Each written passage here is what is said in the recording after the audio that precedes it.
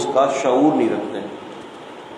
اصل میں کسی کو ہدایت دینا یا کسی کو گمراہ کرنا وہ انسان کے اختیار میں نہیں ہوتا، کہ اگر کوئی بندہ چاہے کہ میں اس کا دل خراب کر دوں، میں اس کو گمراہ کر دوں، تو کوئی شخص کسی کو گمراہ نہیں کر سکتا۔ وَمَن يُضْلِلْ فَلَا هَادِيَ لَهُ، اللہ جس کو گمراہ کر دے اسے ہدایت دینے والا کوئی نہیں۔ وَمَن يَهْدِ اللَّهُ فَلَا مُضِلَّ لَهُ، اور جس کو ہدایت دے دے اس کو گمراہ کرنے والا کوئی نہیں ہے۔ تو یہ تو اللہ تعالیٰ کی طرف سے ہے۔ اگر جب اللہ تعالیٰ نے کسی کے لیے ہدایت کے فیصلے کر دیے تو اب دنیا کے اندر کوئی بھی اس کو گمراہ کر نہیں سکتا۔ اسی لیے اللہ کے رسول صلی اللہ علیہ وسلم نے فرمایا کہ تم یہ دعا خصوصی طور پر اللہ تعالیٰ سے مانگا کرو کہ یا مقلب القلوب ثبت قلبی علی دینک، اے دلوں کے پھیرنے والے، یا مقلب القلوب ثبت قلبی علی دینک، میرے دل کو جو ہے اپنے دین پر ثابت کر دے۔ اور یہ ہمیشہ یہ دعا مانگنی چاہیے اللہ تبارک و تعالیٰ سے کہ اسلام پر اللہ تعالیٰ ثابت قدم رکھے۔ ہدایت دینا کسی کے اختیار میں نہیں، گمراہ کرنا بھی کسی کے اختیار میں نہیں ہے۔ ایک دفعہ ایسا ہوا کہ نبی کریم صلی اللہ علیہ وسلم کے ایک صحابی نبی علیہ السلام کے پاس آئے اور کہتے ہیں کہ اللہ کے رسول میری بیوی جو ہے وہ تو مسلمان نہیں ہوئی، میں مسلمان ہو گیا ہوں، میری بیوی مسلمان نہیں ہوئی، ہم دونوں کے درمیان ایک ہی اولاد ہے اور وہ ہے لڑکی۔ اب میری بیوی کہتی ہے کہ یہ میں اس کو اپنے پاس رکھوں گی، میں کہتا ہوں کہ میں اپنے پاس رکھوں گا۔ اگر میری بیوی کے پاس چلی جاتی ہے تو اے اللہ کے رسول وہ تو کفر کی طرف چلی جائے گی، میری بیوی کافرہ ہے۔ اللہ کے نبی سے فرمایا کہ اچھا تم ایک کام کرو، اپنی بیوی کو بھی بلاؤ، اپنی بچی کو بھی بلاؤ۔ تو نبی کریم صلی اللہ علیہ وسلم نے اس کی بیوی کو بھی بلایا، خود بھی وہ موجود تھے صحابی، بچی کو بھی بلایا۔ بچی کو آپ نے فرمایا کہ دیکھو یہ تمہاری ماں ہے اور یہ تمہارا باپ ہے، تم جہاں جانا چاہتی ہو وہاں چلی جاؤ، اختیار دے دیا۔ اس کی وجہ سے اسے اختیار یہ دیا اس لیے کہ اگر اللہ کے رسول یوں فیصلہ کرتے تھے کہ جا اپنے باپ کی طرف چلی جا تو لوگ یہ تانے دیتے کہ دیکھو دین اسلام انصاف نہیں کرتا۔ اور ہر دور کے اندر آپ کو پتہ ہے کہ ماں کا خیال بڑا رکھا جاتا ہے کہ یہ ماں جو ہے بس یہ اس کے اوپر ظلم نہ ہو، ماں۔ تو اب نبی کریم صلی اللہ علیہ وسلم نے اس معاشرے کے حوالے سے آپ نے دیکھا ساری حالات کو، تو آپ نے بچی کو کہا کہ یہ تیری ماں، یہ تیرا باپ، جہاں جانا چلی جا۔ اب راوی حدیث فرماتے ہیں کہ وہ بچی جو ہے نا وہ ماں کی طرف جا رہی تھی، اب وہ قریب تھی کہ ماں کا ہاتھ پکڑ لیتی، رسول نے دعا کر دی اے اللہ اس بچی پر رحم کر دے۔ آپ نے دعا کی یا اللہ اس بچی پر رحم کر۔ راوی حدیث فرماتے ہیں کہ ماں کی طرف جاتے جاتے باپ کی طرف پلٹ جاتی ہے۔ تو پھر اگر جس کو اللہ ہدایت دینا چاہے تو پھر وہ روک سکتا ہے؟ ماں کی محبت نے روک نہیں پائی، یہاں دعا کی، یہاں دعا قبول ہو گئی۔ تو کسی کے لیے یا اپنے لیے یا دوسروں کے لیے اگر آپ ہدایت کی دعا کریں گے نا تو انشاءاللہ ہدایت کی دعا جلدی قبول ہو جاتی ہے۔ فرمایا یا اہل الکتاب، اہل کتاب لما تکفرون بآیات اللہ، کیوں تم انکار کرتے ہو اللہ تعالیٰ کی نشانیوں کی۔ جب بھی قرآن مجید میں آیات کا ذکر ہوتا ہے تو اس سے مراد آیات بھی، یہ جو آیتیں ہیں یہ بھی ہے، اس سے مراد معجزات بھی ہیں، یہ ساری چیزیں اس کے اندر جو اللہ پاک کی طرف سے جو نازل کردہ چیزیں ہیں وہ سب اس میں شامل ہیں۔ تو تم کیوں انکار کرتے ہو اللہ تعالیٰ کی آیات کا؟ اور اس آیات سے مراد یہاں پر دراصل نبی پاک صلی اللہ علیہ وسلم کی نبوت ہے، یہ نبوت کا انکار کرتے۔ آج بھی یہ لوگ اللہ کے نبی کو نبی نہیں مانتے، حالانکہ ان کی بائبل کے اندر، ان کی کتاب کے اندر، تورات میں بھی، انجیل کے اندر بھی نبی علیہ السلام کی ایک نہیں سینکڑوں پیشن گوئیاں موجود ہیں۔ علامہ قرافی نے الاجوبۃ الفاخرہ کے اندر 55 نبی علیہ السلام کی پیشن گوئیوں کو ایک جگہ پر جمع کیا ہے، 55 پیشن گوئیاں، 55 بشارتیں۔ تو اللہ تعالیٰ فرمانے کیوں انکار کرتے ہو؟ وَأَنْتُمْ تَشْهَدُونَ، اور تم خود گواہ ہو اس بات کے کہ یہ نبی صلی اللہ علیہ وسلم تمہاری کتابوں کے اندر موجود ہے۔ یا اہل الکتاب لما تلبسون الحق، اہل کتاب کیوں حق کو اور باطل کو آپس میں ملاتے ہو؟ وتکتمون الحق، اور حق کو چھپا دیتے ہو۔ وانتم تعلمون، اور تم جانتے ہو۔ ابو جہل کہتا تھا مجھے پتا ہے کہ یہ محمد صلی اللہ علیہ وسلم حق پر ہے، وہ کہتا تھا، لیکن قرآن فرماتا ہے بغیم بینہم، ضد اور ہٹ دھرمی کی وجہ سے حق کو قبول نہیں کرتے۔ حق کو قبول کرنے میں جو سب سے بڑی جو چیز رکاوٹ آتی ہے وہ ضد، ہٹ درمی اور آباء و اجداد، اور یہ بات کہ لوگ کیا کہیں گے، لوگ کیا کہیں گے میرے بارے میں۔ بسا اوقات بہت سارے لوگ اپنا تساہل بھی برتتے ہیں، اور بسا اوقات حق سے انحراف کے لیے حق تک نہ پہنچنا بھی، وہ بھی انسان کے لیے حق سے انحراف کی دلیل بن جاتی ہے کہ وہ حق تک پہنچ نہیں رہا۔ اسی لیے جیسے ہی کوئی اگر کوئی کسی کے بارے میں کوئی سوال کرے اور آپ کے پاس اس کا علم ہو تو اس کو فوراً جواب دے دینا چاہیے۔ یہ عبد الوارث گل صاحب ہے نا، عبد الوارث گل ہمارے لاہور میں ہوتے ہیں، حفظہ اللہ تعالی، حقوق الناس کی ویلفیئر کو چلا رہے ہیں۔ جانتے ہیں شیخ عبد الوارث گل کو؟ بہت نیک انسان ہے، بہت عظیم انسان ہے، عیسائی سے مسلمان ہوئے ہیں اور ایسا کام کر رہے ہیں کہ غالباً اپنے مسلمان ہونے کے بعد آج تک کوئی 1000 سے زیادہ کی تعداد میں جو ہے نا گھرانوں کو اللہ کے حکم سے مسلمان کیا ہے۔ تو عبد الوارث گل بھائی حفظہ اللہ یہ بتا رہے تھے مجھے، کہتے کہ مہمان صاحب ایسا ہوا کہ ایک مسلمان لڑکا تھا، اس کا ٹاکرا ہو گیا کسی عیسائی کے ساتھ۔ وہ عیسائی عجیب قسم کی باتیں بتاتا تھا ان کو، یعنی وسوسات والی باتیں۔ تو وہ مسلمان عالم کے پاس آتا ہے، کہتے ہیں کہ حضرت یہ عیسائی نے مجھ سے سوال کیا ہے، اس کا جواب دیتے ہیں۔ اب یہ آپ کی بات آئی کہ ہر ممبر میں بیٹھنے والا عیسائیت کو تو نہیں جانتا نا، بلکہ تقریباً ہی نہیں جانتے کہ عیسائیت مذہب کیا ہے۔ اتنی حد تک تو جانتے ہیں کہ جو قرآن میں ہے، لیکن جو عیسائیت کی جو چال بازیاں ہیں یا جو عیسائیت کے اندر جو کتابوں کے اندر جو آپ سمجھ لیں کہ اسلام کے خلاف جو گند بھرا پڑا ہے، انبیاء کے خلاف ہو رہا، وہ تو نہیں جانتے۔ اب وہ سوال لے کر آیا، کسی عیسائی عالم نے اس کو کہا، اس نے کہا مولوی صاحب عیسائیوں نے مجھ سے یہ سوال کیا ہے، عیسائی عالم نے، اور یہ سوال نبی کریم صلی اللہ علیہ وسلم کی ذات کے بارے میں، اس کا جواب بتائیں کیا ہے۔ تو مولوی صاحب نے جواب دینے کی جگہ پر یہ جواب دیا کہ او بھائی ان کو چھوڑ دو، گمراہ کر دیں گے تمہیں۔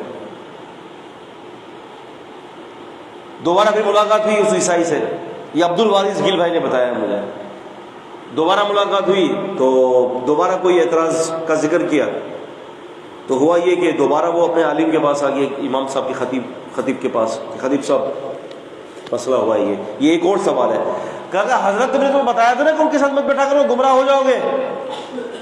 پھر ڈانٹ کے چھوڑ بھگا دیا۔ پھر تیسری دفعہ آیا، اس نے کہا بھائی سن لو، عیسائی کافر ہے، کافر ہے، کافر ہے، اس کے ساتھ کھانا حرام، اس کے ساتھ پینا حرام، اس کے ساتھ بیٹھنا حرام، جاؤ۔ پھر تیسری بات کے بعد پھر وہ نہیں آیا۔ 15 سال کے بعد ملاقات ہوئی۔ یہ جب سوال کر رہا تھا تو داڑھی تھی۔ 15 سال کے بعد جو ہے اسی عالم کے سامنے یہ بندہ آ گیا۔ عالم تو پہچان نہیں سکا، اس بندے نے پہچان لیا۔ کہا کہ حضرت پہچانا مجھے؟ کہا کہ نہیں۔ کہا کہ پہلے میری داڑھی تھی، اب میری داڑھی نہیں ہے، میں نے داڑھی کاٹ دی ہے۔ آپ کے پاس میں 3 دفعہ آیا تھا کہ عیسائی علماء مجھے پریشان کر رہے ہیں، آپ نے مجھے ڈانٹ کر یہی کہہ کے بھگا دیا کہ چلو چلو کافر ہے، چلو چلو وہ کافر ہے، چلو چلو وہ ایسا ہے، چلو۔ میرے سوال کا جواب نہیں دیا۔ حضرت میں نے عیسائیت جو ہے وہ اختیار کر لی ہے، میں مسلمان نہیں ہوں، میں عیسائی بن چکا ہوں۔ اب آپ اندازہ کریں کہ کس قدر ہمارے لیے نقصان دہ یہ بات ہے۔ میں کہتا ہوں کہ ہمارا ہر ممبر پر بیٹھنے والا بندہ اتنا قابل ہونا چاہیے کہ وہ ان لوگوں کو منہ توڑ جواب دے سکے اسلام کے بارے میں۔ تو جواب دینا ہمارے اوپر لازمی ہے۔ میں کہتا ہوں کہ ہمارے مدارس کے اندر ابھی تک اس بات کو غور سے نہیں تدبر کیا گیا۔ ابھی تک ہمارے مدارس میں 12 مسائل ہی حل نہیں ہوئے۔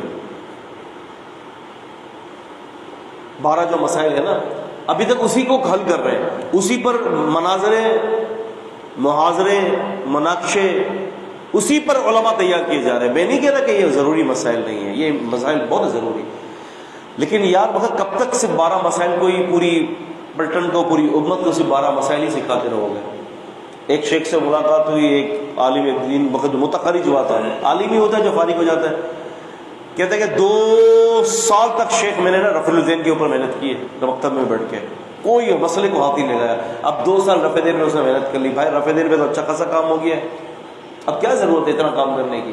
اب جس کو نہیں ماننا ہوگا وہ نہیں مانے گا، میں نہیں مانتا. جس کو ماننا ہوگا نا وہ ایک حدیث پاک پڑھ کر بھی آپ کی جو ہے وہ نبی پاک کے طریقے پر ایمان لے آئے گا. جس کو نہیں ماننا ہے آپ ڈھیر لگا لیں. نہیں ہوتے مناظرے، نہیں ہوتے. ادھر ہمارے جو ہے وہ ساتھی بیٹھے ہوئے ہوتے ہیں پوری کتابوں کے ڈھیر لگائے ہوئے، ادھر پوری کتابوں کے ڈھیر لگائے ہوئے ہوتے ہیں. یہ گروہ اس کو کہہ رہا ہوتا ہے، وہ گروہ اس کو کہہ رہا ہوتا ہے، جبکہ جو ہے وہ یہ کہہ رہا ہوتا ہے قال رسول اللہ صلی اللہ علیہ وسلم، وہ اس کو ایکسیپٹ ہی نہیں کرتا. وہ اسی بات کو ایکسیپٹ کرے گا کہ جو وہ پیش کرے گا قال رسول اللہ. ایسے لگ رہا ہے کہ ان کا رسول کوئی اور ہے، ان کا رسول کوئی اور ہے. معاف کیجیے گا، کڑوی گولی ہے لیکن سچی بات ہے. حالانکہ نبی علیہ السلام کے دور میں دو صحابہ میں دو بندوں میں اختلاف ہوا تھا تو صحابی کے پاس گئے تھے. سیدنا بریدہ رضی اللہ تعالیٰ عنہ ان کا یہ نام تھا. تو اس صحابی نے کہا تھا کہ میں آپ کے درمیان فیصلہ کر دوں گا، میرے پاس ایک حدیث موجود ہے، لیکن میں فیصلہ کرنے سے پہلے اتنا پوچھوں گا کہ حدیث میرے پاس ہے، کیا حدیث کو مانو گے؟ ان دونوں نے کہا تھا کہ ہاں مانیں گے. تو پھر جا کے ان صحابی نے وہ حدیث ان کو سنائی ہے. ایک حدیث سنائی، ایک حدیث میں فیصلہ کر دیا. ہمارے یہاں تو سینکڑوں حدیثیں سنائی جاتی ہیں، لیکن ایسا لگ رہا ہے کہ وہ جو کہہ رہا ہے قال رسول اللہ تو یہ سمجھ رہے ہیں کہ وہ قال رسول اللہ کوئی اور ہے، ہمارے والے نہیں ہے. تو ان باتوں کو سمجھنا ضروری ہوتا ہے. تو اس کی تیاری موجودہ دور کے اندر ان فرقہ باطلہ کے حوالے سے روافض ہو گئے، قادیانی ہو گئے، اس پر بھی ہمیں دسترت ہونی چاہیے. ان عیسائیوں کے حوالے سے ان لوگوں نے بہت ہی جو ہے نا گند مچائی ہوئی ہے. بلکہ کتاب عرب سے چھپی ہے، اس کا نام ہے عاملین مسیحین فی بلاد المسلمین، Christian workers in Muslim world. اس کتاب کے اندر لکھا ہوا ہے کہ پوری مسلمانوں کے ممالک کے اندر 70,000 عیسائی کارندے مسلمان بن کر کرسچینٹی کی ترویج کر رہے ہیں. 70,000 یہ کوئی معمولی تعداد نہیں ہے. یہ میں اور بڑے بھائی ہیں، میں زبیر بھائی، ہم دونوں گئے تھے. میرا بیٹا جو چھوٹا تھا عبد الرحمان، آپ کو یاد ہے، ہم وہ وہاں اس کو کافی زیادہ بہت طبیعت خراب تھی تو ہم اس کو لے کر ہاسپٹل گئے. تو راستے میں ایک جو ہے نا وہ ہائیروف کے اندر ایک خاتون ملی. انہوں نے کہا کہ کہاں جا رہے ہو؟ ہم نے کہا کہ وہ اس کو دوائی، بولے میں دم کر دوں اس کے اوپر. ہمیں کیا پتا تھا کہ کون کیا. ہم نے کہا دم کر دو بھائی، مسلمان عورت لگ رہی ہے، ہو سکتا ہے کہ اللہ اس کے دم میں تاثیر ڈال دے، قرآن کا دم کرے گی. ارے وہ تو یسوع مسیح کے گیت گانے شروع کر دیا اس نے. میں نے کہا بھائی اس کو سائڈ میں کرو ذرا عبد الرحمان کو. پھر میں نے تھوڑی اس کے اوپر چڑھائی کر دی. میں کہا تم ہو کون؟ میں کہا تمہاری مجال، میں کہا تمہارا مذہب جو ہے باطل، تمہاری سوچ باطل، تمہارا شرک. اور جب جناب انہوں نے ہائیروف چالو کیا اس کا خاوند ہے، تمہیں کس نے کہا تھا کہ ہر کسی کو پکڑ کر دم کرنا شروع کر دو؟ وہ بھاگ گئے. تو آپ اتنے دیکھیں کہ اس ٹائم پہ اتنے جو ہے وہ فعال تھے. اور اب آپ دیکھیں، اب آپ یہیں سے تھوڑا سا آگے نکلے. آپ کا یہ اللہ والی چورنگی، اللہ والی پر پوری ان کی آبادی ہے. مین اللہ والی چورنگی پہ فیضان مسجد مدینہ بنی ہوئی ہے اور الٹے ہاتھ پر مسجد مبارک بنی ہوئی ہے، بریلوی بھائیوں کی، دیوبندی بھائیوں کی. کان پر جو ہی رینگتی ہے ایک دفعہ پہ بھی کہ ممبر سے اٹھ کر ایک دفعہ آواز دے دیں کہ عیسیٰ علیہ السلام اللہ کے بندے ہیں، رسول ہیں، اللہ نہیں ہے. ہم تم سب کو اس بات کا جو ہے وہ چیلنج بھی دیتے اور دعوت بھی دیتے ہیں. اللہ کی قسم کبھی بھی اس ممبر اور ممبرات سے اس کی آواز نہیں آئی. ان کو پرواہ ہی نہیں ہے. ہاں ان کو پرواہ کب ہوگی؟ جب مسلک کے خلاف بات ہوگی تو پھر آپ دیکھیں ڈنڈے بنڈے سب نکلیں گے باہر. وہاں پر جو ہے وہ 25 دسمبر کو کرسمس ڈے منایا جاتا ہے اور یہاں انہی بالکل اسی کے ساتھ وہی ماجرا، وہی منظر ہوتا ہے عید میلاد النبی کے اس پر. اب ہم اس بات کا کہنے کا اختیار بھی ہمیں ختم ہو گیا ہے کہ بھائی یہ بنانا شرک ہے 25 دسمبر. وہ کہے گی کہ 25 دسمبر بنانا شرک ہے، تم لوگ کیا کر رہے ہو عید میلاد النبی کے موقع پر؟ جو ہم کر رہے ہیں وہ تم کر رہے ہو، برابر ہے نا بھائی. اگر ہم یہ کہتے ہیں کہ یسوع مسیح خدا ہے تو تم نے بھی تو کہا ہے نور من نور اللہ ہے. تم نے بھی تو کہہ دیا نا وَجَعَلُوا لَهُ مِنْ عِبَادِهِ جُزْءًا إِنَّ الْإِنسَانَ لَكَفُورٌ مُبِينٌ. اللہ کے بندوں میں اللہ کا جز مقرر کر لیا ہے. انسان کھلا ناشکر ہے. آپ کی مسجدوں میں لگے ہوئے ہوتے دیکھیں دروج تاج نور من نور اللہ، اللہ کے نور سے نکلے ہیں. تم بھی تو وہ ایک کے 3 استعمال کر رہے ہیں، تم ایک کا 2 استعمال کر رہے ہو. تم نے کون سا پیچھے چھوڑ دیا بھائی؟ جس سے پکڑ لے خدا اس کو چھوڑائے محمد صلی اللہ علیہ وسلم، اور جس کو پکڑ لے محمد اس کو چھڑانے والا کوئی نہیں. جو تھا عرش پہ مستوی ہو کر اتر آیا مدینے میں مصطفیٰ ہو کر. کیا کر دیا بھائی آپ نے؟ بتائیے کون سا فرق رہا ہم میں اور ان میں؟ کوئی فرق نہیں ہے، صرف نام کا فرق ہے. عبداللہ نام رکھ لو یا عبد الرحمان نام رکھ لو. اگر کام عبداللہ بن ابی کے ہوں گے تو 7 حشر انہی کا ہوگا. نام کی وجہ سے جنت نہیں جاؤ گے. اللہ تعالیٰ کام کو دیکھتا ہے. تو فرمایا اے اہل کتاب لما تلبسون الحق بالباطل، کیوں تم حق اور باطل کو ملاتے ہو؟ آج آپ دیکھ لیں ہمارے اسکولز کے اندر، ہمارے کالجز کے اندر الحاد تھوک کے حساب سے آپ کو ملے گا. اللہ کے وجود کے انکار تھوک کے حساب سے ملے گا. ہم نے کام چھوڑ دیا. میں آپ کو صحیح بتا رہا ہوں، موسمی درس دیتے ہیں ہم موسمی خطاب کرتے ہیں. عید المیلاد النبی ہوگی تو ہم عید المیلاد النبی بات کریں ہر سال.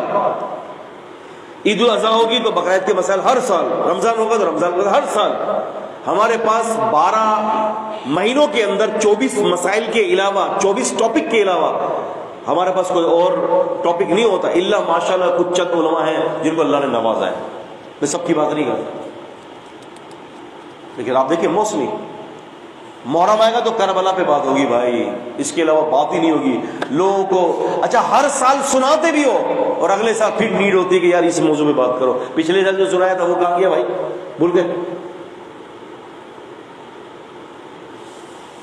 اللہ اکبر. تو فرمایا کہ تم حق کو چھپاتے ہو وانتم تعلمون، اور تم جانتے ہو. وقال طائفۃ من اہل الکتاب، اور کہا اہل کتاب کے ایک گروہ نے، آمنوا بالذی انزل علی الذین آمنوا، ایمان لاؤ ان پر، انزل علی الذین آمنوا جن پر اتری کتاب اتری، وجہ النہاری دن کے ابتدائی حصے میں، یعنی تم دن کے شروع میں اس چیز پر ایمان لاؤ جو ان لوگوں پر نازل کی گئی.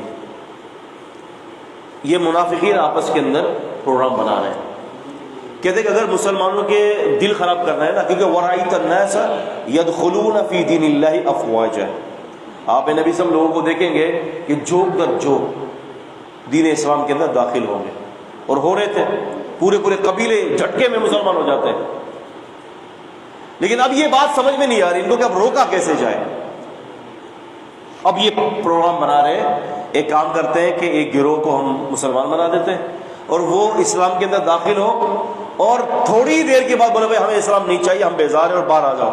اس کے فرق یہ پڑے گا کہ اس کے علاوہ جو دوسرے نئے مسلمان ہوں گے نا ان کے دل خراب ہو جائیں گے. جب یہ انہوں نے سازشیں کی، وَاقْفُرُوا آخِرَهُ، اور دن کے آخری حصے میں کافر ہو جاؤ، لَعَلَّهُمْ يَرْجِعُونَ، تاکہ وہ لوگ جو دوسرے مسلمان ہوئے ہیں وہ بھی کفر کی طرف لوٹ جائیں. جب یہ پروگرام ہوا تو اللہ تعالیٰ نے نبی علیہ السلام کے ذریعے ایک قانون کو جاری کر دیا، من بدل دینا فاقتلوہ. اب جو کوئی بھی دین اسلام کو چھوڑ دے گا نا اس کو قتل کر دیا جائے گا. اب جب یہ حکم آیا تو ان کی یہ سازش بیکار گئی کہ بھائی نہیں بھائی نہیں، اب سوچ کے مسلمان ہونا. اب اچھا اس حدیث کے اوپر من بدل دینا فاقتلوہ کے اوپر عیسائیوں کے بڑے تابڑ توڑ حملے ہوئے ہیں. انہوں نے یہ کہا کہ دین اسلام جو ہے نا ایک جبر کرنے والا دین ہے. دین اسلام جو ہے زبردستی کرنے والا دین ہے، ظلم کرنے والا دین ہے، کہ اس نے جو ہے ان لوگوں کو جو دین اسلام کو چھوڑ دیتے ہیں اپنی پسند پر، چوائس کے اوپر قبول کرتے ہیں، اپنے وش کے اوپر چھوڑ دیتے ہیں، تو اسلام اس کو قتل کرنے کا حکم دے دیتا ہے. جبکہ یہ اسلام کا حکم کوئی ایسا حکم نہیں ہے کہ جو آپ کو سمجھ میں نہ آئے. کسی بھی آرمی کے اندر، دنیا کی کوئی بھی ملٹری فورس ہو، اس کے اندر کوئی بھی بندہ جوائن ہوگا، یہ آرمی کے آدمی بیٹھے ہوئے ہیں، یہ زیادہ تصدیق کریں گے میری اس بات کی، اور اگر کوئی ملٹری فورس کو بغاوت کے اعتبار سے چھوڑتا ہے، پوری دنیا کے اندر ایک ہی قانون ہے کہ اس کو قتل کر دو. ایسا ہی ہے، ایک ہی قانون، اس کو قتل کر دو، کیونکہ ملٹری کا جو ہے وہ یہ باغی ہے. پوری دنیا کے اندر کہیں بھی کسی بھی ملٹری کے لیے یہ آواز نہیں اٹھی کہ ملٹری کا یہ قانون ظلم کے اوپر مبنی ہے. دین اسلام پر کیوں ہو رہا ہے؟ دراصل دین اسلام جو ہے اپنی باؤنڈریز کو خود مضبوط کر رہا ہے، اور اسی لیے اللہ تعالیٰ نے سورہ بقرہ کی آیت نمبر 256 کے اندر فرمایا لا اکراہ فی الدین قد تبین الرشد من الغی فمن یکفر بالطاغوت ویؤمن باللہ فقد استمسک بالعروۃ الوثقی لا انفصام لها. فرمایا کہ دیکھو زبردستی نہیں کریں گے ایمان لانے پر، زبردستی نہیں ہوگی، اپنی مرضی سے اسلام قبول کر لو، پوری زندگی اسلام قبول نہ کرو، تمہیں کوئی ایک چماڑ بھی نہیں مارے گا. علامہ مودودی صاحب نے اپنی کتاب الجہاد فی الاسلام میں، ان کی ایک بڑی مارکہ آرا کتاب ہے، پڑھنے کے لائق ہے، الجہاد فی الاسلام. اس کتاب کے صفحہ نمبر 60 پر اور 61 پر، آدھی 60 پر روایت آئی ہے، آدھی 61 پر آئی ہے پرانے نسخے میں، وہ نقل کرتے کہ سیدنا امیر المومنین عمر رضی اللہ تعالی عنہ کا ایک غلام تھا. آپ اس کو اکثر کہتے تھے کہ یار اگر تم مسلمان ہو جاؤ نا تو میں تمہیں اچھے منصب پہ فائز کر دوں گا. وہ کہتا امیر المومنین سے کہ میں نے نہیں قبول کرنا. امیر المومنین کہتے کہ اچھا لا اکراہ فی الدین. کیا امیر المومنین چاہتے تھے تو کیا زبردستی اسلام قبول نہیں کروا سکتے تھے؟ کیا نہیں کروا سکتے تھے؟ کروا سکتے تھے. 1000 سال تک ہندوستان کے اندر مسلمانوں نے حکومت کی ہے. اگر چاہتے تو جبرن مسلمان کر دیتے سارے کو، اور ایک بھی آج ہندو نہ ہوگا. آج اس وقت بھی ہندوستان کے اندر، جبکہ 1000 سال کی حکومت کو چھوٹی حکومت نہیں ہوتی، یہاں تو 5 سال کے لیے آتا ہے اور پوری جو ہے وہ بینک دولت تو پاکستان کو کنگلا کر کے چلا جاتا ہے. 1000 سال تک مسلمانوں نے حکومت کی ہے، لیکن کسی ایک ہندو کو بھی زبردستی مسلمان نہیں کیا. آن دا ریکارڈ یہ بات پوری دنیا کے اندر موجود ہے کہ مسلمان نے جہاں بھی حکومت کی ہے کبھی بھی اسلام لانے پر کسی کو مجبور نہیں کیا. آن دا ریکارڈ. ایک کافر بندہ ہے، ایک عیسائی، اس نے ایک کتاب لکھی ہے کہ اسلام ایٹ دا کراس روڈ کے نام سے ایک کتاب لکھی ہے. اس نے یہ واضح طور پر کہا ہے کہ ہم نے نہیں دیکھا پوری تاریخ میں کہ نبی کریم صلی اللہ علیہ وسلم کے جان نثاروں نے کبھی بھی کسی پر زبردستی کر کے اس کو اسلام قبول کروایا ہو. اس کی بڑی طویل فہرست ہے. بلکہ آپ کو میں بتاتا چلوں، نوائے وقت ہے، نوائے وقت کا اخبار ہے، 1980 کا غالباً نوائے وقت اخبار ہے.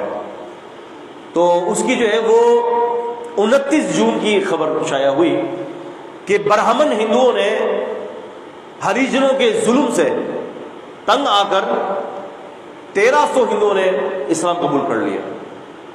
بڑے اونچے لیول کے جو ہندوؤں نے، بڑی نسل والے ہندوؤں نے کمتر نسل والے ہندوؤں کے اوپر ظلم کیا. اب جب ظلم کیا تو وہ 1300 کی تعداد میں مسلمان ہو گئے.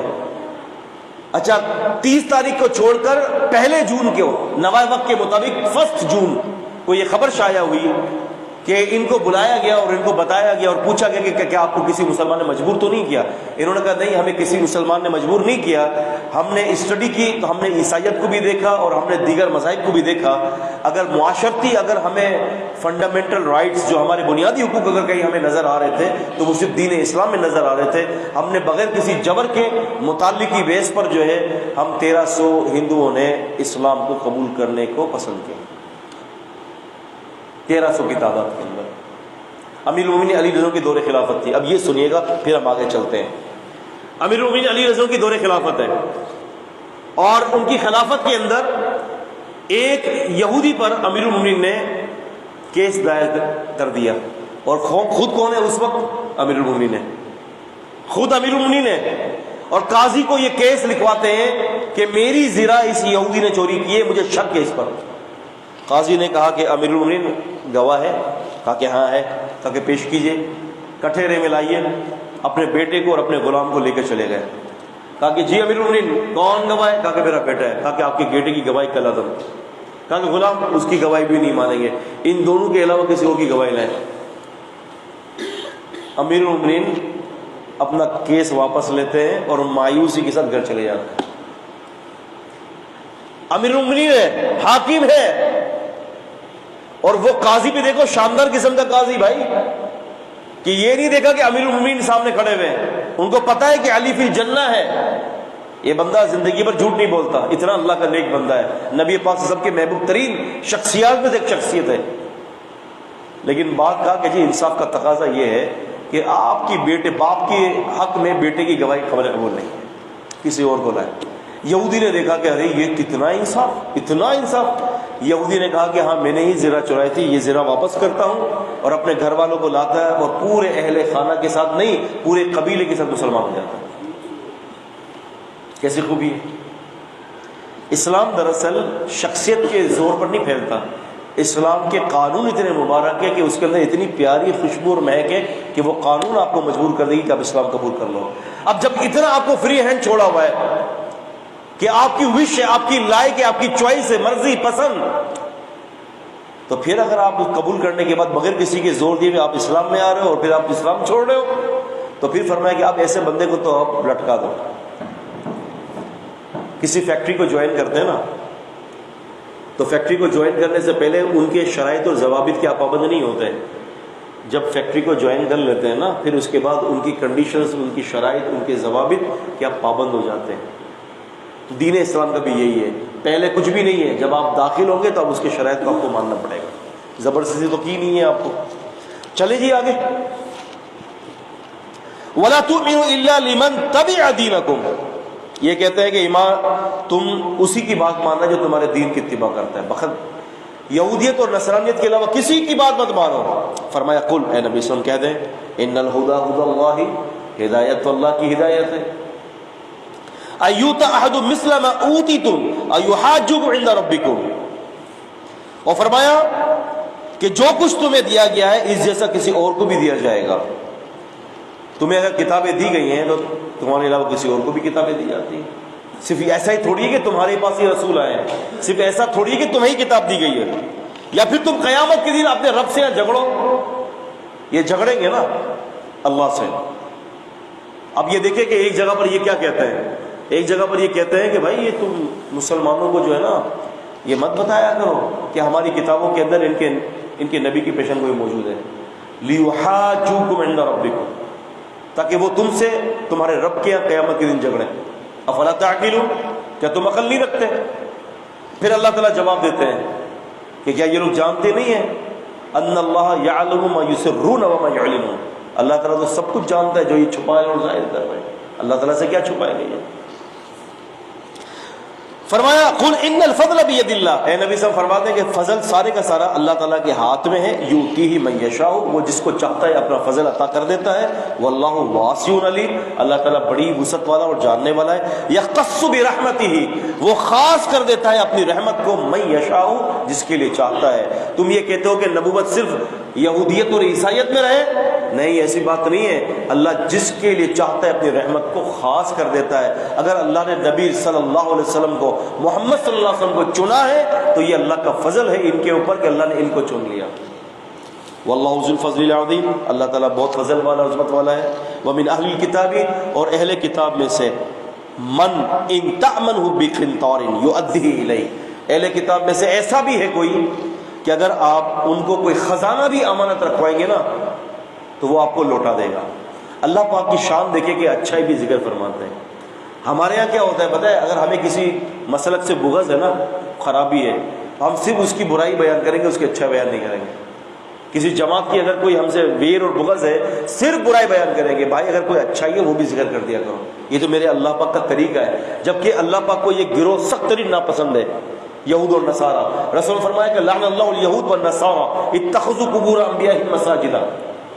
اللہ ان پر لعنت کرے، یہود و نصارہ پر. لعنت ہونے کے باوجود بھی جو بات اچھی ہے وہ ذکر فرمایا جا رہا ہے کہ اے نبی صاحب ان میں کچھ ایسے لوگ بھی ہیں اگر آپ ان کو خزانہ رکھوا دو نا امانت کے طور پر، یؤدیہ الیک، وہ آپ کو واپس کر دیں گے. اور ہاں ان میں سے کچھ ایسے بھی ہیں من ان تأمنہ بدینار لا یؤدیہ الیک، ایک دینار اگر آپ دے دیں ان کو تو وہ آپ کو واپس نہیں کریں گے. امانت کا بڑا عظیم معاملہ ہے یہ، اللہ آپ کا بھلا کرے. بخاری شریف کے اندر ایک کتاب الکفالہ ہے، بخاری شریف کے اندر ایک کتاب الکفالہ، حدیث کا نمبر ہے 2291، 2291. نبی کریم صلی اللہ علیہ وسلم فرماتے ہیں کہ دو آدمیوں نے نا، مفہوم ہے حدیث کا کہ دو آدمیوں نے کچھ قرض کا لین دین کیا. تو اب ہوا یہ کہ بنی اسرائیل کے اندر یہ معاملہ تھا. تو 1000 دینار ایک بندے نے قرض لیا اور اس نے کہا کہ میں تمہیں لوٹا دوں گا. اور اس نے کہا کہ بھائی گواہ، کہتے گواہ اللہ ہے. کوئی تھا ہی نہیں. گواہ کس کو کر دیا؟ اللہ. اللہ پاک گواہ ہے، اللہ پاک کی ذمے چھوڑتا ہوں اور یہ رقم اللہ ہی تجھے واپس کروائیں گے. سارا طے ہو گیا. 1000 دینار لے کر وہ اپنے گھر چلا گیا، وہ اپنے گھر چلا گیا. ان دونوں کے گھر کے درمیان ایک بہت بڑی نہر جاری تھی. اچانک وہ نہر بھر گئی، وقت آ گیا واپس کرنے کا. مال نہر پار کرنا تو اس کی بس میں ہی نہیں تھا. اس نے کیا کیا، ایک لکڑی کا کوئی ایسا پٹھا وغیرہ لیا، اس کے اندر اس نے ایسا سسٹم کیا کہ اس 1000 دینار کو اس کے اندر ڈال دیا، اس کو پیک کر دیا، اس پر باندھ دیا. اور وہ لکڑی وہ تھی جو جلانے کے کام آتی ہے. اس نے کہا اے اللہ، آج کا وقت تھا آج میں مجبور ہوں، جا نہیں سکتا، گواہ میں نے آپ کو کیا تھا، مددگار آپ تھے، آپ کے ذمے سے میں نے یہ قرض اٹھایا تھا، اب اس قرض کو واپس لوٹانے کے لیے آپ ہی کے حوالے کرتا ہوں اور آپ ہی کی ذمہ داری دیتا ہوں کہ آپ ان تک پہنچائیں۔ حدیث پاک میں آتا ہے کہ اس نے یہ اللہ کے اوپر اعتماد کرتے ہوئے، اپنے وعدے کو پورا کرتے ہوئے اس نے وہ اس دریا کے اندر چھوڑ دیا۔ حدیث میں آتا ہے کہ وہ پہنچتے پہنچتے پہنچتے نکل گیا آگے، جس کے اندر اس نے اپنے دینار رکھے تھے۔ وہ آدمی کے جو قرض مانگ رہا تھا اس سے، یعنی جس کا قرض ادائیگی کرنی تھی، اتفاق ہے کہ وہ نہر کے کنارے پر آیا تھا، وہ لکڑی بکڑی کچھ لینے کے لیے، آگ جلانے کے لیے، اس کے سامنے سے وہی آ گئی، اس نے وہ لیا، گھر میں گیا آگ جلانے کے لیے، اس کو کھولا، اس کے اندر 1000 دینار تھے، اس کے اندر رکا تھا کہ یہ وہ قرض ہے جو میں نے تجھ سے لیا تھا، پہنچا دو۔ اب اس کو تو نہیں پتا کہ پہنچا کہ نہیں پہنچا، یہ پھر واپس قرض دوبارہ ملاقات کے اندر 1000 دینار لے کر آیا اور بتایا اس نے اسے، کہا کہ اللہ نے تیرے اس قرض کو مجھ تک پہنچا دیا۔ سمجھ رہے ہیں؟ تو یہ خوبیاں ہوتی ہیں، اور یہ نبی صلی اللہ علیہ وسلم نے فرمایا تو بالکل سچا واقعہ ہے۔ اور حدیث کی کتاب بھی اصح الکتب بعد کتاب اللہ، قرآن مجید کے بعد سب سے صحیح ترین کتاب ہے، اس کو تلقی بالقبول حاصل ہے۔ تو فرمایا کہ اس میں سے پھر ایسے بھی کرا، 1 دینار بھی آپ ان کو دیں گے تو لا یؤدیہ الیک الا ما دمت علیہ قائما، مگر آپ ان کے سر پر کھڑے رہیں گے تبھی یہ آپ کو دیں گے، ورنہ آپ کو 1 دینار بھی واپس کرنے کے مجاز نہیں ہے۔ ذالک بانہم قالوا لیس علینا فی الامیین سبیل، کہتے ہیں کہ یہ ہم اس لیے کرتے ہیں کہ ان پڑھ لوگوں پر ہماری کوئی راہ نہیں ہے، کوئی راستہ نہیں ہے، کوئی گرفت نہیں ہے، ہماری مرضی، ان پڑھ لوگ ہی ہے۔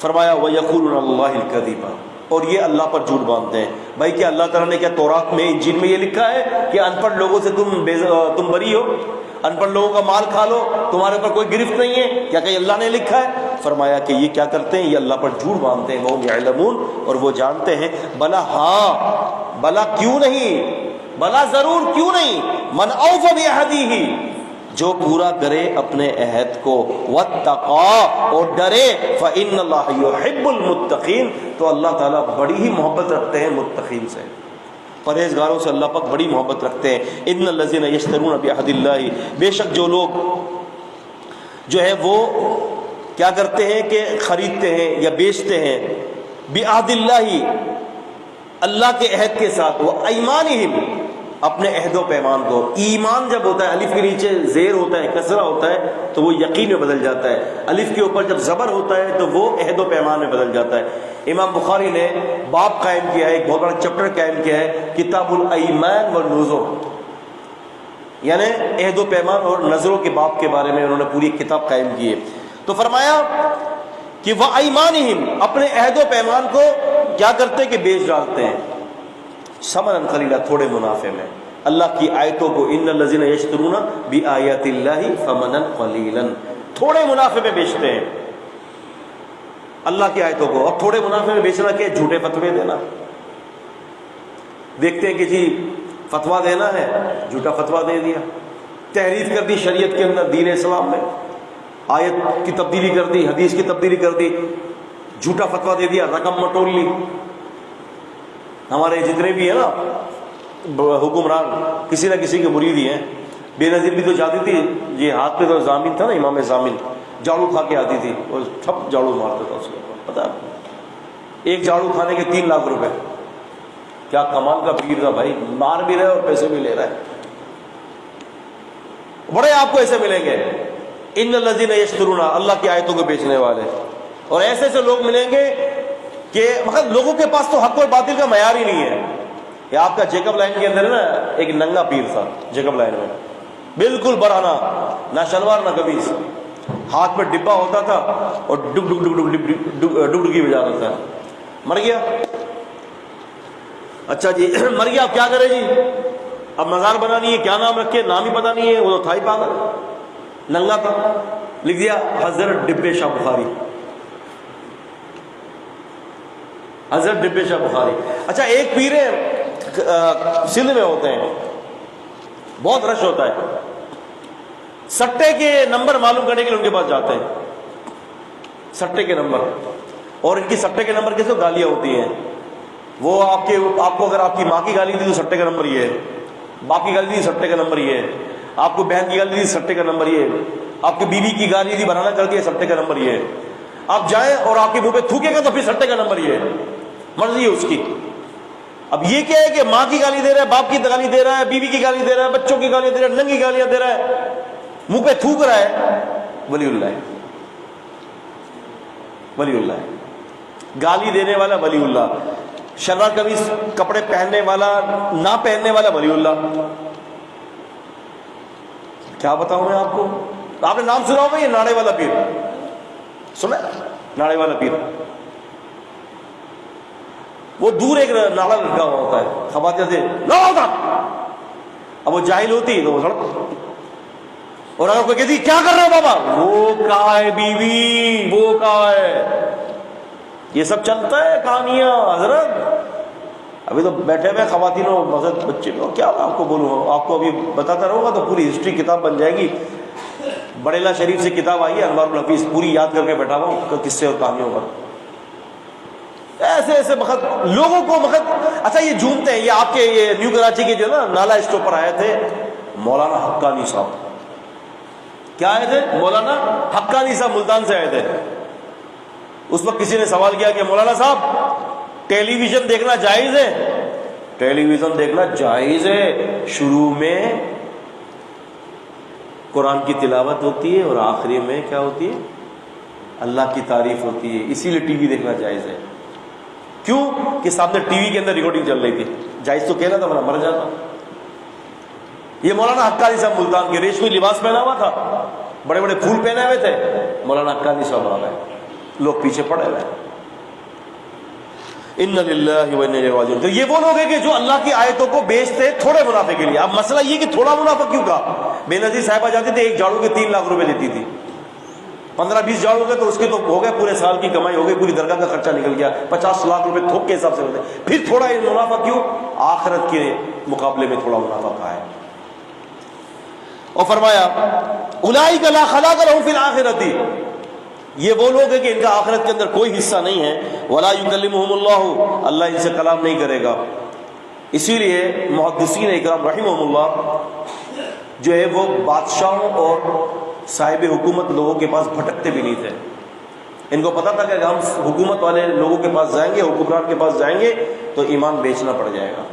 اور آج آپ دیکھیں، میں نام نہیں لینا چاہتا، آپ کون کون ادھر گود میں بیٹھے ہوئے ہیں، آپ کو پتا ہے بڑے بڑے نام اپنے اپنے مذہب میں تبدیل کر دیے ہیں، درباری ملا۔ اور جو صحیح جو اہل علم ہے نا، وہ اپنے کتاب اور سنت کی مسند کو چھوڑتے نہیں ہیں، نہیں چھوڑتے۔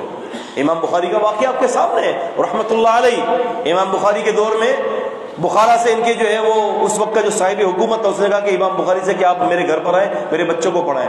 امام بخاری فرماتے ہیں کہ علم کی توہین نہیں کروں گا، خود آؤ اپنے بچوں کو بھیجو۔ کہا کہ اچھا پھر الگ ٹائم دے دیجیے۔ کہا کہ الگ ٹائم کسی کو بھی نہیں ملے گا، سب کے ساتھ ان کو بیٹھ کے پڑھنا پڑے گا۔ اتنی زمین تنگ کر دی امام بخاری کے لیے کہ آخر امام بخاری نے دعا کر دی کہ اللہ اب زمین تنگ ہو گئی ہے، وسیع ہونے کے باوجود بھی مجھے اپنے پاس بلا لے۔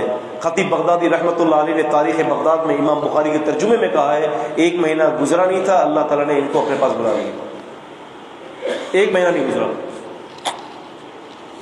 تو فرمایا ولا ينظر الیہم، اور اللہ تعالیٰ ان کی طرف قیامت کے دن دیکھے گا بھی نہیں، یوم القیامت، قیامت کے دن، ولا یزکیہم، اور ان کو پاک بھی نہیں کرے گا، ولہم عذاب علیم، اور ان کے لیے درد دینے والا عذاب ہے۔ وان منہم لفریقا، اور بے شک ان میں سے یقیناً کچھ لوگ ایسے، لفریقا کاف کے اوپر تنوین ہے، کچھ لوگ، کچھ فریق ایسے، یلوون السنتہم، جو اپنی زبانوں کو مروڑتے ہیں، یلوون اپنی زبانوں کو مروڑتے ہیں، السنتہم بالکتاب، کتاب کے ساتھ، کتاب پڑھتے ہوئے اپنی زبانوں کو مروڑتے ہیں، غلط فتویٰ دیتے ہیں، کتاب کا رخ کہیں اور ہوتا ہے اور اس کا رخ کہیں اور لے جاتے ہیں۔ اس کی بھی میرے پاس مثالیں بہت ساری ہیں، لیکن وقت نہیں ہے میں آپ کو مثال دوں۔ بائبل سے میں آپ کو مثال دیتا کہ کیسے زبانوں کو مروڑتے ہیں اور کیسے یہ آیت کی تحریف کرتے ہیں۔ بائبل کے اندر بھی انہوں نے تحریف کی۔ چھوٹی سی مثال دے دیتا ہوں، بائبل کے اندر ہے استثناء کے چیپٹر کے اندر، چیپٹر نمبر 18 اور فقرہ نمبر جو ہے وہ 21 کے اندر ہے، وہ یہ ہے کہ وہ نبی جو مستقبل کی پیشن گوئی کرے گا، اگر وہ اپنی پیشن گوئی کے اندر جھوٹا ہوگا تو پھر وہ مارا جائے گا۔ وہ جھوٹا ہوگا تو کیا ہوگا؟ مارا جائے گا. یہ پیشوں میں نبی پاک صلی اللہ علیہ وسلم کے لیے تھی. نبی پاک صلی اللہ علیہ وسلم مارے نہیں گئے. آپ صلی اللہ علیہ وسلم اپنے طبعی وفات پائے ہیں آپ صلی اللہ علیہ وسلم. ٹھیک ہے. اب عیسائیوں نے دیکھا ارے یہ کیا ہو گیا، یہ تو پوری ثابت ہو گئی. تو پرانے نسخے میں مارا جانا تھا اور نئے نسخے کے اندر مارا جانے کو تبدیل کر دیا تاکہ یہ پیشن گوئی نبی الاسلام سے ہٹ جائے. یہی ہے یہ بات جو اللہ تعالیٰ فرمایا نا زبانوں کو مروڑتے ہیں. زبانوں کو مروڑنے سے مراد یہ ہے کہ عبارتوں کو تبدیل کر دیتے ہیں. زبانوں کو مروڑ سے مراد نہیں کہ اپنی زبان مروڑ لیتے ہیں، اپنی عبارتوں کو تبدیل کر دیتے ہیں، اپنے فتووں کو تبدیل کر دیتے ہیں. لوگوں کو دیکھتے ہیں اپنا فتویٰ بدل دیتے ہیں. چھوٹے لوگوں کے لیے فتویٰ کچھ اور ہے اور بڑے لوگوں کے لیے فتویٰ کچھ اور ہے. غریب کے لیے فتویٰ کچھ اور ہے اور امیر کے لیے اس کی حمایت میں. یہ ہے زبان کو مروڑنا. اور فرماتے ہیں لِتَحْسُبُوهُ مِنَ الْكِتَابِ وَمَا هُوَ مِنَ الْكِتَابِ، تاکہ لوگ یہ سمجھے کہ یہ کتاب کا فتویٰ دے رہے ہیں. اپنا ایک واقعہ سناتا ہوں مزیدار، مزہ آ جائے گا آپ کو واقعہ سنتے ہوئے. ہمارے گلشن معمار کے ساتھ جو ہے نا ایک گوٹ ہے، ایک جان محمد گوٹ ہے. بہت پہلے کی بات ہے، میری کوئی عمر ہوگی اس وقت کوئی کافی سال پہلے، 20 سال میری عمر ہوگی اس وقت بھی. الحمدللہ میں آج بھی جی ابھی بھی تھوڑی زیادہ ہے، زیادہ نہیں ہے. ہاں تو وہ اس وقت بھی میں آج بھی طالب علم ہی ہوں. میں حدیث پڑھتا ہوں، سیکھتا ہوں، سیکھنے والا ہوں، طالب علم ہوں، عالم نہیں ہوں میں. اور اس وقت بھی میں طالب علم ہی تھا، لیکن اس وقت میں بہت ابتدائی طالب علم تھا. تو ہوا یہ کہ میں نے وہاں نماز پڑھی تو ہمارے بریلوی بھائی کی مسجد تھی. وہ انہوں نے کیا کیا کہ نماز کے بعد جو ہے نا وہ نبی پاک صلی اللہ علیہ وسلم کے نام پر انگوٹھا چوم لیا. اب مجھے کم سے کم سلفی مدارس میں یہ ہوتا ہے کہ یار کچھ بھی ہو حدیثوں کا تعارف پہلے ہی ہو جاتا ہے، پہلے سال ہی حدیث کا تعارف ہو جاتا ہے. تو میں تقریباً 1.5-2 سال ہو گئے تھے مجھے پڑھنے میں. حدیثوں کا تعارف تھا، جنون تھا حدیث پڑھنے کا، سیاستہ بھی گھر میں تھی. تو میں نے ان سے کہا کہ یہ آپ نے جو چوما ہے نا انگوٹھا، اس کے کہاں لکھا ہوا ہے حضرت صاحب؟ اچھا وہ پہلے جب وہ سب نئے آئے تھے ملتان کے تھے، وہ بھی 20-22 سال کا لڑکا تھا، بالکل پتلا تھا. اور آج تو آپ دیکھیں گے تو ماشاءاللہ مقصد یہ کہ 2 کرسیوں کے برابر ان کو جگہ ہوگی تو وہ ایک بندہ بیٹھے گا. نہیں یہ تو کچھ بھی نہیں ہے. میں ان کا اس کو کہہ رہا کہ میرے شیخ سے بھی زیادہ، ٹرپل شیخ سے بھی 3 گنا. یہ بھی میں نے تقریباً کچھ سال پہلے دیکھا تھا. میں نے کہا یہ کیا ہو گیا. خیر قصہ یہ تھا کہ میں نے کہا کہ یہ کہاں لکھا ہوا ہے؟ کہنے کا ابو داؤد کے اندر لکھا ہوا ہے. میں نے کہا آج تو ہاتھی آ گیا پہاڑ کے نیچے. میں نے کہا صحیح بتایا ابو داؤد میں؟ ہاں ابو داؤد میں. میں نے کہا چلے دکھا دیں، میں تسلی ہو جائے گی. بولے چلو گھر کے اندر لے گئے. اچھا گھر کے اندر وہ کانچ کا جو ہے چھوٹی سی وہ بنی ہوئی تھی، وہ کیا کہتے ہیں آپ لوگ، شیلف لگا ہوا تھا. اس کے اوپر کچھ 3-4 کتابچے رکھے ہوئے تھے. میں نے کہا یار ابو داؤد شریف تو دکھائیں کدھر ہے، کبھی دیکھی نہیں ہے ہم نے، تو کون سی ابو داؤد کہہ رہے ہیں. یعنی نیت یہ تھی کہ تمہاری ابو داؤد ہم نے نہیں دیکھی کبھی بھی. اور اس نے کہا کہ یہ اس کو صورت دے دوں گا میں. اب اس نے کیا کہ کتابچہ نکالا مٹی کے اندر لگا ہوا چھو چھو کر کے، وہ نہیں ہے چھو چھو چھو چھو، یاد آ گیا اس طرح سے کر کے کتابچہ بولے اس کے اندر لکھا. میں نے کہا ابو داؤد ہے. تھوڑا سا وہ اٹکا تو بولا کہ یہ کیا نظر آ رہی ہے آپ کو؟ میں نے کہا مجھے ابو داؤد تو نظر نہیں آ رہی ہے. میں نے کہا سوچ لیں. پھر میں نے ان کو کہا، میں نے کہا جھوٹ بولتے ہو، شرم نہیں آتی ہے؟ میں نے کہا فیضان مدینہ سے میں نے کہا کتابچے کو ابو داؤد بنا رہے ہو؟ انہوں نے اس میں ابو داؤد کی شریف کا حوالہ ہے. میں نے کہا اللہ کی قسم، میں نے کہا تم قیامت تک ابو داؤد کا حوالہ نہیں دے سکتے. دراصل یہ جو روایت ہے یہ ملا علی قاری نے موضوعات میں ذکر کی ہے، اور یہ حوالہ بھی موضوعات کا ایسا دیتے کہ جسے ہم بخاری شریف کبھی نہیں دے سکتے. شیخ نے موضوعات کبیر میں ذکر کیا ہے، اس کو ایسے لگ رہا ہے کہ جیسا ٹکسالی زرد نقل کر رہا ہے وہ، جبکہ وہ خود کہہ رہا ہے کہ شیخ نے جھوٹوں کے پرندوں میں سے ایک جھوٹ نقل کر دیا ہے. کیسی زبانوں کو مروڑتے، کیسے لوگوں کو بیوقوف بناتے. یہ بات کہ لِتَحْسَبُوهُ مِنَ الْكِتَابِ، تاکہ تم خیال کر لو کہ یہ کتاب کا حصہ ہے، جبکہ وَمَا هُوَ مِنَ الْكِتَابِ، وہ کتاب کا حساب ہوتا ہی نہیں ہے. وَيَقُولُونَ هُوَ مِنْ عِنْدِ اللَّهِ، اور کہتے ہیں کہ یہ اللہ کی طرف سے. وَمَا هُوَ مِنْ عِنْدِ اللَّهِ، وہ اللہ کی طرف سے نہیں ہوتا. وَيَقُولُونَ عَلَى اللَّهِ الْكَذِبَ، اور وہ اللہ پر جھوٹ باندھتے ہیں. وَهُمْ يَعْلَمُونَ، اور وہ اس بات کو بخوبی جانتے ہیں. مَا كَانَ لِبَشَرٍ، کسی بشر کے لیے نہیں ہے، ان یہ کہ يُؤْتِيَهُ اللَّهُ الْكِتَابَ وَالْحُكْمَ، کہ اللہ تعالیٰ ان کو کتاب اور حکمت سے نواز دے. وَالنُّبُوَّةَ، نبوت کو نواز دے.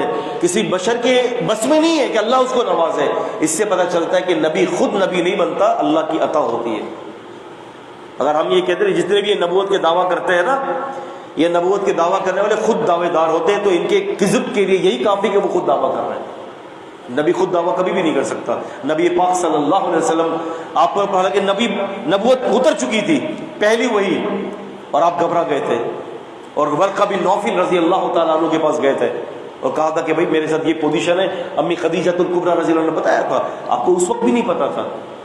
اور ہمارے یہاں نبوت سے پہلے چٹا، داڑھی ہے نہیں ہے، پتہ نہیں اپنا طہارت کرنے بھی آتا ہے کہ نہیں آتا، نبوت کا دعویٰ کر لیتا ہے۔ یہ غلام مرزا قادیانی کیا تھا؟ کیا تھا آپ کو پتا ہے؟ یہ ایک نمبر کا انگریزوں کا اٹھانے والا، ایک نمبر کا۔ پھر جادوگری بھی سیکھ لی تھی اس نے، پوری کمپلیٹ جادوگری، جادوگر۔ اب جب جادوگری سیکھتا ہے تو بندہ تو ویسے ہی مرتد ہو جاتا ہے، پھر کہاں مسئلہ کا تعلق رہتا ہے اسلام کے ساتھ، مرتد ہو گیا تھا۔ پھر اس کے بعد اس کو آرام سے الہام ہوا، اور اس نے ان کے جو ہے نا کتابوں کا پورا سیٹ آتا ہے، تقریباً کوئی 26-27 جلدوں پر ہے، ربوہ سے آتا ہے، دیکھا ہے شیخ آپ نے؟ آئیے گا کبھی، میں آپ کو زیارت کرواؤں گا۔ ربوہ سے جو آتی ہے اصل کتابیں ان کی، وہ میرے پاس ہے۔ اس کے اندر ہے حقیقت الوحی، استغفر اللہ العظیم، نقل کفر نباشت، کفر کو نقل کرنا کفر نہیں کہلاتا۔ اس نے اپنی کتاب کے اندر کہا کہ اللہ نے میرا ہاتھ تھام لیا اور مجھ سے معاملات کیے اور میں حاملہ ہو گیا ہوں۔ یہ مرزا قادیانی ملعون لعنت اللہ علیہ، اللہ تبارک و تعالیٰ کی اپنے آپ کو بیوی قرار دے رہا ہے، اور میں اس پاداش میں حاملہ بھی ہو گیا ہوں۔ استغفر اللہ العظیم، کتنا بڑا کفر کہ یہودیوں نے بھی کبھی اتنا بڑا کفر نہیں کیا تھا۔ اور تو بہت ساری اس کی باتیں، ان اللہ، تو یہ کسی کی بس کی بات نہیں ہوتی کہ کوئی نبوت کا وہ کرے، جو خود دعویٰ کرتا ہے وہ جھوٹا ہوتا ہے۔ مگر یہ ہوتا ہے کہ وہی کہتا ہے کہ یقول للناس کونوا عبادا لی، لوگوں کو کہتا کرتا ہے کہ میرے بندے بن جاؤ اللہ کو چھوڑ کر، من دون اللہ، ولکن کونوا ربانیین بما کنتم تعلمون الکتاب وبما کنتم تدرسون، لیکن رب والے بنو، اس لیے کہ تم کتاب سکھایا کرتے تھے اور اس لیے کہ تم پڑھایا کرتے تھے۔ رب والے بن جاؤ، ربانیون بن جاؤ۔ ہمارے یہاں کہتے ہیں نا کہ ربانی ہے، یہ رب والے ہیں۔ ہمارے ایک جماعت کے محقق عالم دین ہے شیخ مفتی مبشر ربانی کے نام سے مشہور ہے، حفظہ اللہ تعالی، بیمار ہے، اللہ تعالیٰ ان کو صحت دے، بڑے محقق بندے ہیں، تو وہ ربانی یعنی اللہ والے۔ لیکن اگر کوئی کہہ دے کہ میں رب بن چکا ہوں، میں خدا بن چکا ہوں، بہت سارے لوگوں نے تو خدائیت کا بھی دعویٰ کیا ہے، اس کی بھی ایک الگ تفصیل ہے جو اپنے موقع پہ آئے گی۔ آج کی آخری آیت، وَلَا يَأْمُرَكُمْ أَن تَتَّخِذُوا الْمَلَائِكَةَ وَالنَّبِيِّينَ أَرْبَابًا، اور نہ یہ حق ہے کسی کے لیے کہ تمہیں حکم دے کوئی شخص کہ تم فرشتوں اور نبیوں کو رب بنا لو، یہ نبی نہیں کہہ سکتا کبھی بھی۔ اسی لیے اللہ کے نبی صلی اللہ علیہ وسلم نے اپنی ذات کے حوالے سے فرمایا تھا کہ لا تطرونی، مجھے کبھی اتنا اونچا مت کرنا جس طرح سے عیسیٰ ابن مریم کو اونچا کیا گیا تھا، انما انا عبد اللہ فقولوا عبد اللہ ورسول، میں اللہ کا بندہ ہوں اور مجھے اللہ کا بندہ اور اس کا رسول کہو۔ اور مسند بزار کے اندر حدیث ہے کہ نبی صلی اللہ علیہ وسلم نے فرمایا اللہ نے سب سے پہلے مجھے پہلے اپنا بندہ بنایا ہے پھر نبی بنایا، میں سب سے پہلے اللہ تعالیٰ کا بندہ ہوں۔ تو اللہ کے نبی نے صاف طریقے سے منع کر دیا کہ مجھے اتنا مت بڑھانا، مجھے اتنا مت بڑھانا کہ جس طرح عیسائیوں نے بڑھایا ہے، لیکن اس امت نے تو عیسائیوں سے بھی بڑا نبی علیہ السلام کو بنا دیا، عیسیٰ علیہ السلام سے بھی زیادہ بڑا، غلو کیا نا آپ کی تعریفوں کے اندر، کرے غیر بت کی پوجا تو کافر، کواکب میں مانے کرشمہ تو کافر، جو ٹھہرائے خدا کا بیٹا تو کافر، جو گرے بہرائے آگ پر سجدہ تو کافر، بغیر مومنوں کے لیے کشادہ رائے۔ علی نے کہا تھا نا تم لوگ کرو گے تو کافر ہو جاؤ گے، ہم کریں گے تو مسلمان ہیں، پکے مومن بن جائیں گے۔ اِنَّ لِلَّهِ وَإِنَّا إِلَيْهِ رَاجِعُونَ۔ اَيَأْمُرُكُم بِالْكُفْرِ بَعْدَ إِذْ أَنْتُم مُسْلِمُونَ، کیا وہ تمہیں اس بات کا حکم دیتا ہے کہ تم کفر کرنے لگو اس کے بعد کہ جب تم مسلم ہو جاؤ؟ کبھی کسی کو یہ ذہن نہیں ہے کہ کوئی کسی کو کفر کی طرف دعوت دے، کسی کو جو ہے وہ کفر کی طرف بلائے، نبی کا یہ حق ہی نہیں ہے۔ نبی تو یہ ہوتا ہے کہ وہ لوگوں کو ایک اللہ کی طرف جمع کرتا ہے، لوگوں کو ایک اللہ کی طرف عبادت کی طرف جمع کرتا ہے، کہ نبی کا کام یہی ہوتا ہے کہ عبادت کے لیے اور اغاثے کے لیے مخلوق سے مخلوق کا تعلق توڑ کر مخلوق کا تعلق خالق سے جوڑ دیں، یہ نبیوں کا کام ہوتا ہے۔